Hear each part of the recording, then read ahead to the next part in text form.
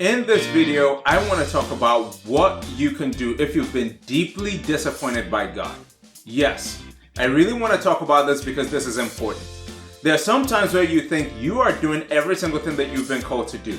You have listened, you have worked hard, you've worked smart, you have been on your knees, you have done every single thing, but nothing seems to be going the way that you thought it was going to go, and you have a great disappointment in your heart. It happens.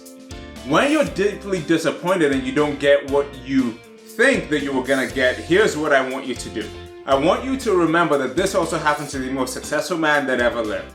See, after doing everything he was supposed to do, all of a sudden he felt that he had been forsaken by God. And when that happened, when he was on that post, you know what he did? He didn't take it to heart and not say anything. He cried out. He said, "Why have you forsaken me?" What did he do there? He actually asked a question to God saying, "What is it that you've done what you've done?" See, when you feel completely disappointed by God, when you've done everything, don't just be like, "Well, you know what? I can't ask God questions." What you need to do is firstly acknowledge where you are, and then you need to go ask God the question, "God, why have you forsaken me? What is going on?" Do you know the funny thing? God will always answer that question, right? He may answer with what he's answered in the past, or he may answer with something absolutely new. And he will say, "Hey, maybe there's an angle that you're not absolutely seeing that I am about to show you."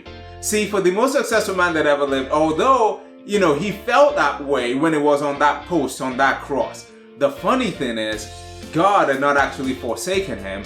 God was taking him through a process that he needed to go through, and God actually resurrected him. See, God is going to come through for you, but how you think God is going to come through may be different from the way that you had imagined it. So ask God the question and let him answer the question and listen to that. Don't go based on your emotion.